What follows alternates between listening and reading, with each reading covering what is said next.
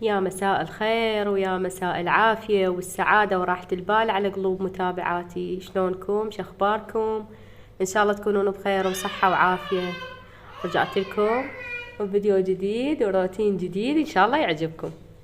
لا هسه ما عندي شغل، أوقفي هسه شوية. هنا نور تلعب وياي، تلعب هي تختي وأنا أدور عليها. بلشت وياكم من البيتزا، سويتها للسحور. زاد عندي شوية لحم من العشاء وطماطة، وكانوا وجهالي يلحون عليه يردون بيتزا. عندي عجينة، يعني شوية اكو مؤهلات.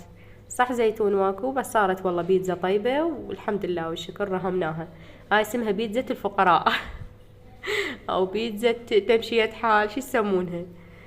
المهم وزعتها هاي بيومها. انا كنت خالتها بالفرن، واقرا لكم بالختمة مال سورة ياسين. وراها رحت اقرا بالتعليقات، اندمجت كل شوية تعليقات واضحك بقلبي. ورجعت للبيتزا لقيت الوجه مالتها صاير مقسب، وانا عود هالمرة قلت ما راح اقسبها، اريدها شوية تبقى طرية. لقيتها مقسبة صايرة.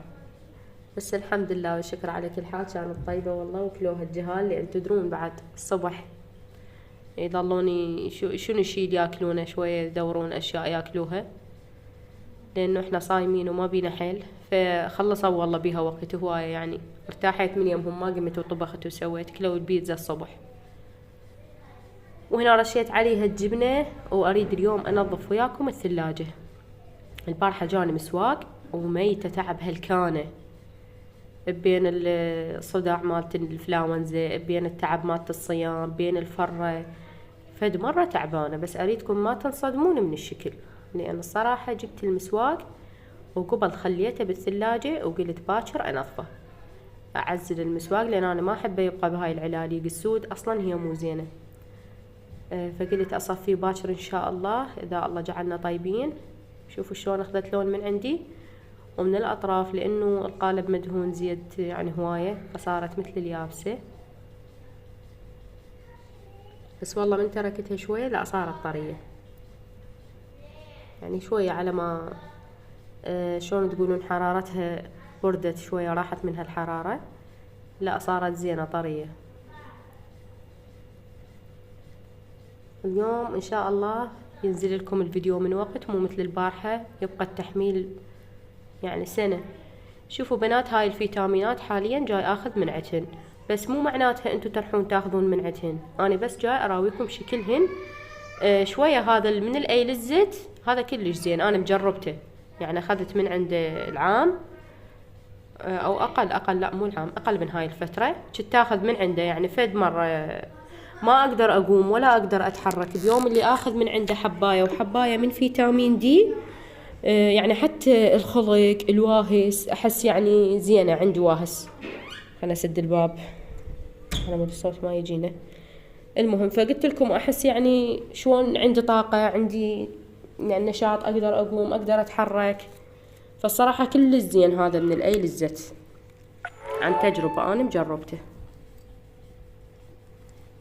بنات راح افتح لكم الثلاجة، بس امسكوا اعصابكم ولا تخترعون. يلا متفقين؟ لان البارحة جا المسواق متأخر وما اقدر، ما بيا حيل اصفيه. بسم الله الرحمن الرحيم اللهم صل على محمد وآل محمد.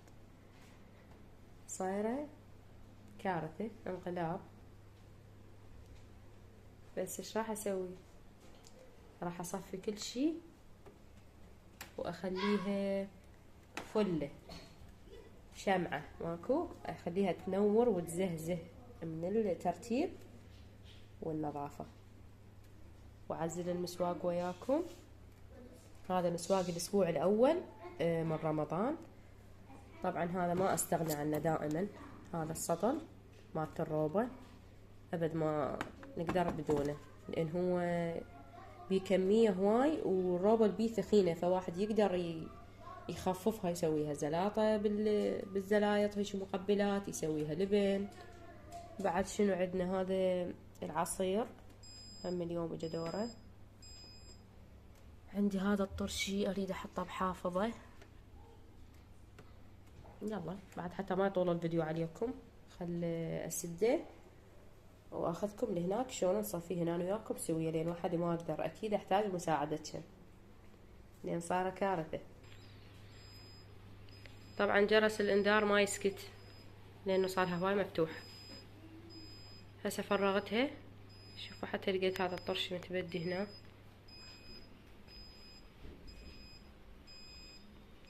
راح امسح الارفف مالتها، هنا ما عندنا شي لان اكو بس هاي شوية تالفة الجو هذا، هاي اوخرها. من يا البنية اللي سألتني على العصارة مال تشقق القدم؟ هاي العصارة شوفيها اختي لها سكرين وايت فولدز، اسمها وايت فولدز، هاي مال تشقق القدم. شوفوا بنات هذا علاج نور، هذا البطل ايش كبره شوفوا. هسه مسحتها بالماي، راح امسحها بكلينس على مود ما تبقى بيها رطوبة.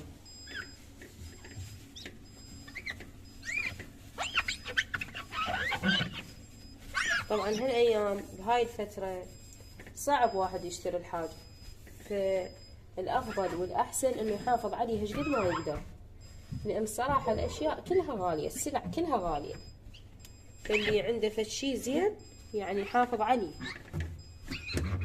وهي الثلاجة عدوها الرطوبة، الزنجر اذا اكو رطوبة هواي. هسه ان شاء الله راح انظفها كلها، لان ما اقدر هيك، راح انظفها كلها وارجع لكم. هسه نجي على هذا الانقلاب اللي صار هنا. هسه راح كلهن اصفيهن، اخليهن بالسلات وارتبهن وامسح الكاونتر، وان شاء الله اشارك وياكم. هسه صفيت المسواق الحمد لله والشكر. هذا مسواق اسبوعي، بس اكو شغلات مو مال اسبوع مثل الطماطة، طماطة تخلص قبل الاسبوع. هذا الطرش فرغته بالشيشة هاي. العصير هذا هم فرغته للفطور، عندي هاي المكونات مال طرشي ان شاء الله اسوي وياكم.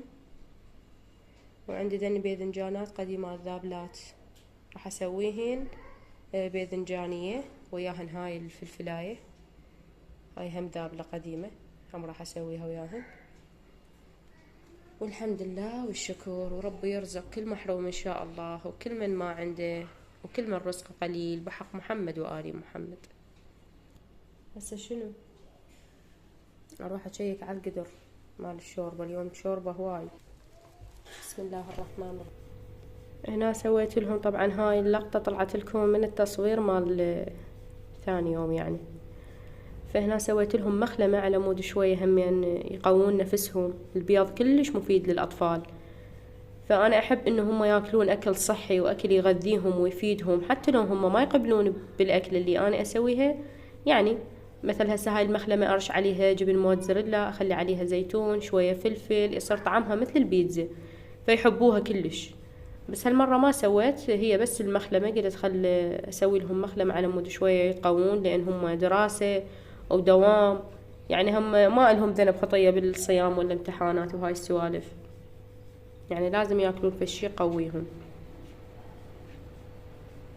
هنا السما تخوف، يعني صايرة مغيمة، ما ادري شلونها، فقلت خل ناخذ من عندها لقطات، ساعة تصحى وساعة تصير هيجي تقبض الروح، هاي المغربية.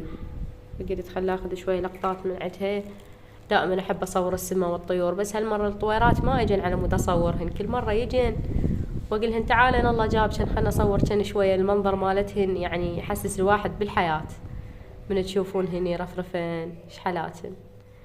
والحمد لله والشكر لله، اليوم بلشنا بالجزء الثالث، يا رب يتمم لنا على خير، وإن شاء الله نكمل ونختم القرآن إن شاء الله. أنا العام ختمته 3 مرات، بس السنة ما ظنتي، يعني عندي هواية سوالف بين المدارس، بين ابني سادس، بين نور، بين الصيام، بين القناة، يعني ما أتوقع أختم 3 مرات. فإن شاء الله إذا ختمت مرة واحدة الحمد لله والشكر على كل حال.